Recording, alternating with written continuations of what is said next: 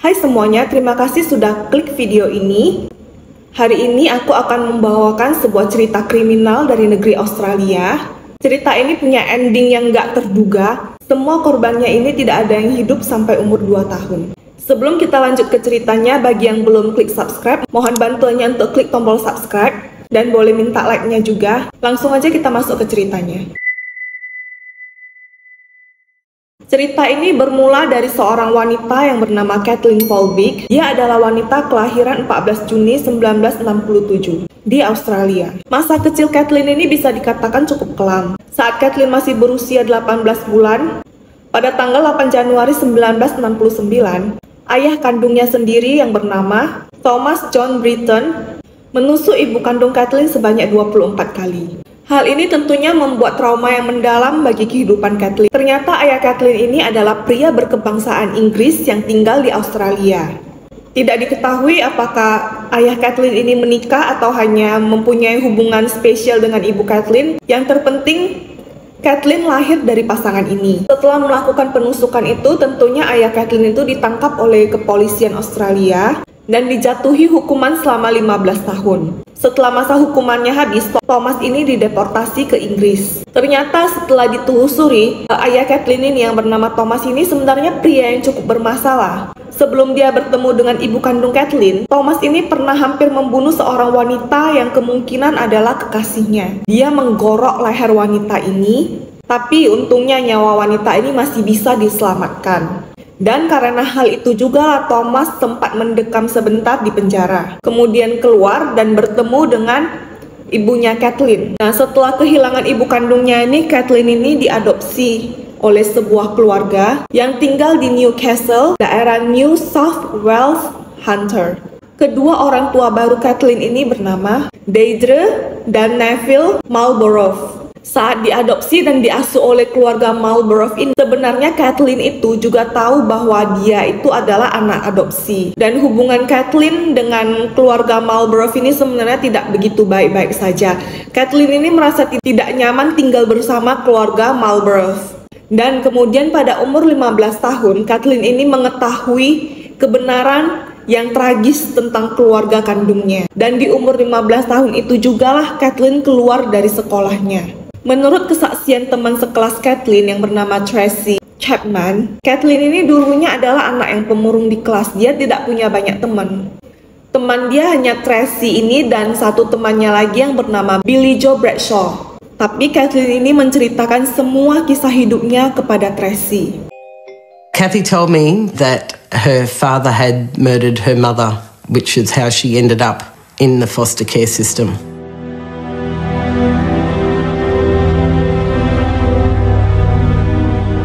Seperti yang aku bilang tadi, karena hubungan Kathleen dengan keluarga angkatnya itu tidak baik-baik saja, akhirnya pada umur 17 tahun Kathleen ini memutuskan untuk keluar dari keluarga Marlborough dan memutuskan untuk tinggal bersama temannya yang bernama Billy Joe. Sampai di sini kalian pasti bertanya-tanya kenapa keluarga Billy Joe ini mau menerima Kathleen tinggal bersama mereka. Nah, ternyata keluarga Billy Joe ini tidak keberatan Kathleen tinggal bersama mereka karena mereka ini sebenarnya berutang budi sama Kathleen. Karena waktu di sekolah, Kathleen ini walaupun dikenal pendiam dan pemurung, gak banyak bicara, tapi dia ini terkenal dengan kepribadian yang keras. Dia ini cukup pemberani. Jadi kalau ada orang yang macam-macam, dia itu berani ngelawan. Berkebalikan dengan Billy Joe ini adalah anak yang cenderung dibully di sekolah. Di saat Billy Joe ini dibully, Kathleen lah yang selalu membantunya. Kathleen lah yang selalu membantunya dan membela Billy Joe. Makanya keluarga Billy Joe ini merasa berutang budi kepada Kathleen dan mengizinkan Kathleen untuk tinggal bersama mereka.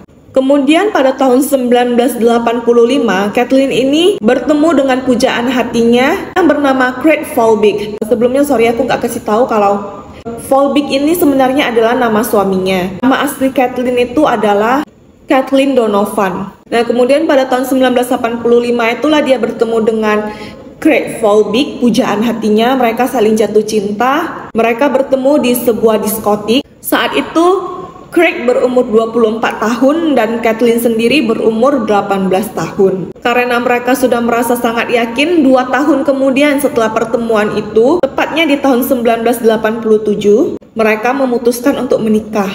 Awalnya pernikahan mereka ini termasuk bahagia. Mereka bahkan memiliki anak. Tapi siapa yang tahu dari sinilah kisah tragis Kathleen itu bermula. Kita masuk ke kronologinya.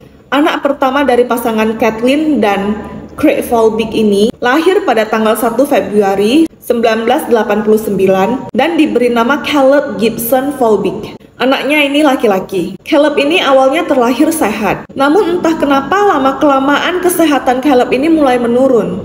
Nafas Caleb ini berat, seperti orang yang hidungnya itu kesumbat. Dan puncaknya pada tanggal 20 Februari, Caleb ini lagi tertidur di kamar kedua orang tuanya. Tapi bayi ini gak bisa tidur dengan nyenyak. Seperti kita yang kalau lagi tidur dan kesumbat itu pasti gak nyaman banget dan gak bisa bernafas dengan lega. Jadinya dia ini coba kayak putar-putar kayak gitu. Sampai pada tengah malam pukul 2 pagi, Caleb ditemukan tidak bernyawa oleh kedua orang tuanya. Saat itu Caleb masih berumur 19 hari. Tragis sekali. Dokter anak yang memeriksa Caleb ini menyatakan bahwa Caleb menderita laryngomalacia. Penyakit ini adalah kondisi cacat lahir yang ditandai dengan pelunakan jaringan di atas laring atau kotak suara.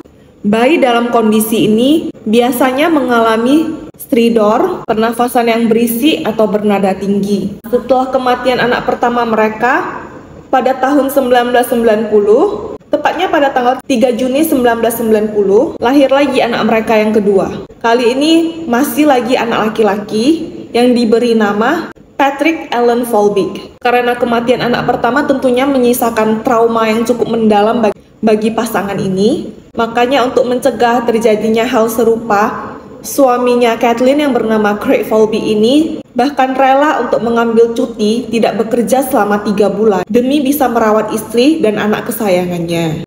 Tapi lagi-lagi kejadian naas ini nggak bisa dihindari. Tepatnya pada tanggal 8 Oktober 1990, baby Patrick sedang tertidur di kamarnya dan Craig juga lagi tidur di kamarnya. Artinya mereka lagi tidur di kamar masing-masing ini. Tapi kemudian Craig ini tiba-tiba dikejutkan sama teriakan istrinya Kathleen yang menjerit dari kamar bayinya. Kemudian Craig yang merasa khawatir ini terburu-buru pergi ke kamar bayinya dan melihat bahwa di sana Kathleen sudah berdiri di samping ranjang bayinya. Craig yang panik itu langsung menghampiri mereka dan mengecek keadaan bayi mereka. Saat itu baby Patrick itu sudah tidak bernafas. Kemudian Craig melakukan CPR, pertolongan pertama untuk baby Patrick. Setelah melakukan CPR, mereka juga membawanya ke rumah sakit dengan ambulans.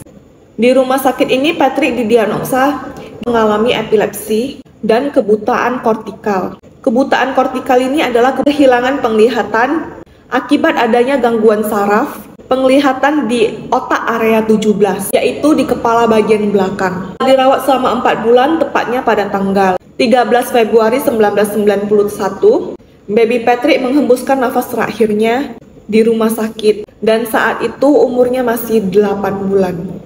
Karena baby Patrick ini mengalami kejang. Saat itu Craig yang sedang bekerja ditelepon oleh Kathleen dan mengabari bahwa mereka kehilangan putra mereka. Kemudian supaya bisa move on dan menyembuhkan luka masa lalu mereka karena kepergian kedua anaknya, pasangan ini memutuskan untuk pindah ke Thornton, New South Wales. Tapi seakan tidak putus asa untuk memiliki anak, mereka masih mencoba lagi untuk memiliki anak ketiga kalinya dan berhasil. Mereka melahirkan anak pada tanggal 14 Oktober 1992. Kali ini anaknya perempuan dan diberi nama Sarah Kathleen Folbig. Tapi lagi-lagi anak ini hidupnya tidak lama. Sarah meninggal pada tanggal 29 Agustus 1993 pada usia yang masih 10 bulan. Alasannya karena infeksi pernafasan. Dan Sarah ini juga meninggal dalam tidurnya. Kemudian pada tahun 1996 pasangan ini pindah lagi ke Singleton.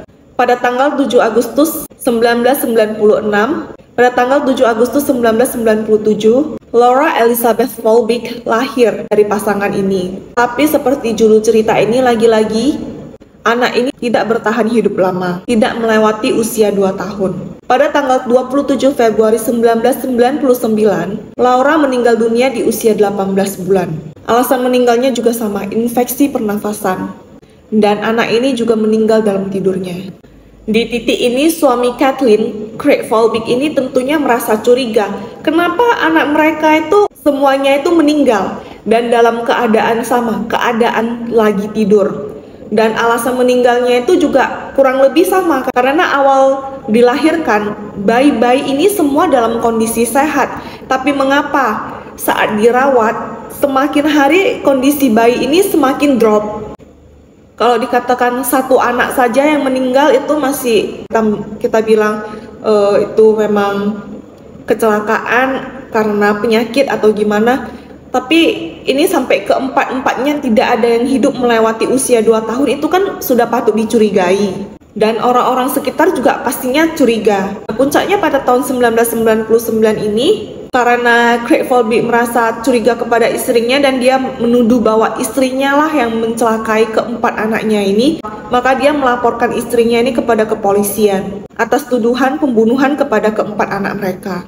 Tapi Kathleen ini baru ditangkap pada April 2001. Singkat cerita, Kathleen ini diadili dan di dalam persidangan jaksa penuntut umum ini tentunya memeriksa latar belakang Kathleen yang cukup kelam.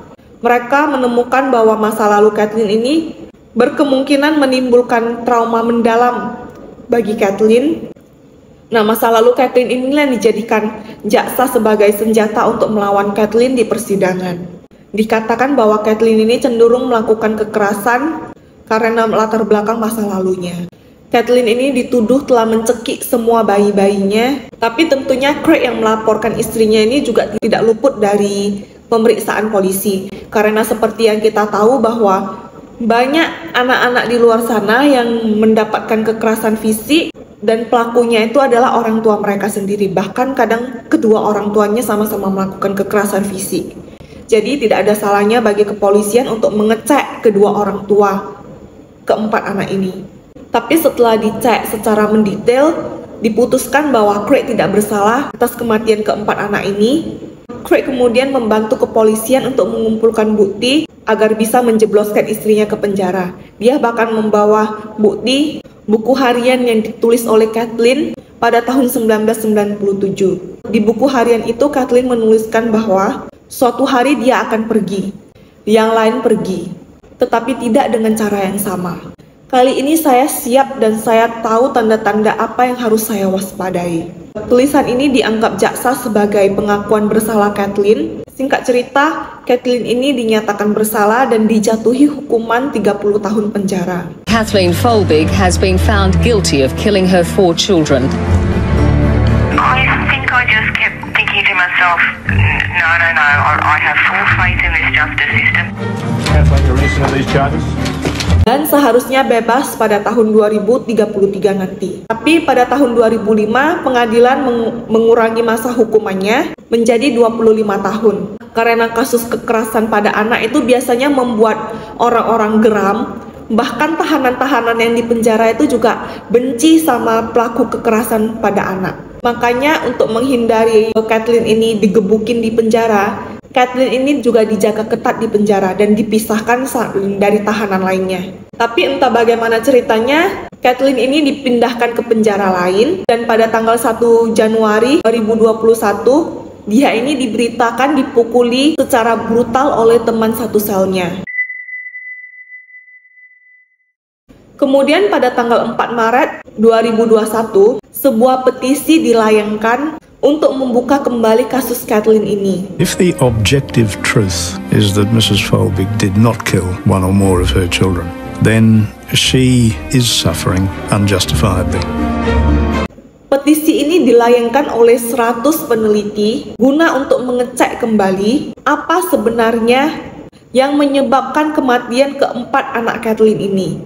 Penelitian ini dipelopori oleh Carola Vinuesa, seorang profesor imunologi dan pengobatan genom di Australia National University. Petisi ini kemudian disetujui dan dilakukanlah penelitian DNA kepada Kathleen dan keempat anaknya. Setelah mengurutkan DNA Volbeat, Vinuesa dan timnya membuat peta genetika yang kemudian mereka gunakan untuk mengidentifikasi gen yang bermutasi. Salah satu gen signifikan yang muncul pada Volbeat dan kedua putrinya adalah gen CALM2G11R, atau seperti yang tertulis gini. Varian genetik ini dapat mengganggu aliran ion kalsium ke dalam sel yang pada akhirnya dapat menghentikan detak jantung. Penelitian ini membuktikan bahwa Caleb dan Patrick memiliki mutasi genetika yang berbeda terkait epilepsi. Kemudian pengacara Kathleen yang bernama Sophie Callan menuturkan bukti ahli di bidang kardiologi dan genetika yang menunjukkan bahwa varian genetik CALM2G11R ini adalah genetik langka yang merupakan penyebab masuk akal kematian mendadak dua putri Kathleen. Miokarditis radang jantung juga merupakan kematian yang masuk akal bagi Laura. Kasus ini terjadi 1:35 juta orang yang menyebabkan kelainan jantung serius. Untuk Patrick ini, pengacara Kathleen yang bernama Sophie mengatakan bahwa berdasarkan bukti ahli, kematian Patrick disebabkan oleh kelainan neurogenetik. Bukti ilmiah inilah yang mematahkan tuduhan bahwa Kathleen telah membunuh keempat anaknya. I'm not an advocate for Kathleen Volbeat. All I'm doing is pointing out that there is sufficient reason to have an inquiry. Australia's leading forensic pathologist has given an opinion. He is supported by other international experts. There are natural causes of death in this case. Sebagai pertimbangan, kemudian jaksa mengutip konsep hukum Meadow yang mengatakan bahwa kematian mendadak bayi adalah sebuah tragedi, 2 kematian merupakan kecurigaan, 3 adalah pembunuhan sampai terbukti sebaliknya. Ngerti kan? Contohnya dalam satu keluarga ada satu bayi yang mati, itu kemungkinan karena penyakit atau ada hal yang tidak disengaja atau kecelakaan. Kalau ada 2 bayi yang mati itu sudah harus perlu dicurigai. Kalau sampai 3 yang mati, itu artinya adalah pembunuhan. Karena mana ada sih logikanya orang punya anak itu semua anaknya itu mati, dan empat-empatnya itu mati sebelum umur 2 tahun. Kalian masih ingat kan di persidangan pertama itu suami Kathleen, Craig Volbeat itu ada menyerahkan bukti diari Kathleen. Di sana Kathleen itu menuliskan bahwa dia tahu bahwa suatu saat bayinya ini akan meninggal dan bla bla bla bla. Itu dituduh sebagai pengakuan bersalah Kathleen atas membunuh anaknya. Tapi setelah kasus ini dibuka kembali pada tahun 2022, psikolog dan psikiater menolak setuju dengan opini pengadilan yang mengatakan bahwa itu adalah pengakuan bersalah Kathleen. Mereka menyatakan bahwa itu adalah penggambaran seorang ibu yang depresi dan menyalahkan diri sendiri akibat kematian setiap anaknya. Nah, singkat cerita, karena penelitian ini, Kathleen akhirnya bebas setelah 20 tahun mendekam di penjara. Dalam video pernyataan pembebasannya, Kathleen ini mengatakan bahwa dia akan selalu berduka untuk keempat anaknya dan merindukan keempat anaknya. Dia juga mengatakan bahwa dia baru bisa merasakan tidur nyenyak yang sesungguhnya setelah 20 tahun. Nah, itulah rangkuman cerita mengenai kasus Kathleen Volbeat yang dituduh telah melakukan pembunuhan kepada keempat anaknya. Bagaimana pendapat kalian mengenai kasus ini? Apakah kalian percaya kepada para peneliti yang mengatakan bahwa kematian keempat anak Kathleen ini adalah murni merupakan kelainan genetik? Atau apakah kalian percaya bahwa ada sesuatu yang disembunyikan oleh Kathleen? Nah, sampai di sini dulu ceritanya. Bye semuanya, terima kasih sudah menonton sampai akhir. Jangan lupa untuk klik subscribe dan boleh minta like-nya. Sampai jumpa di video berikutnya.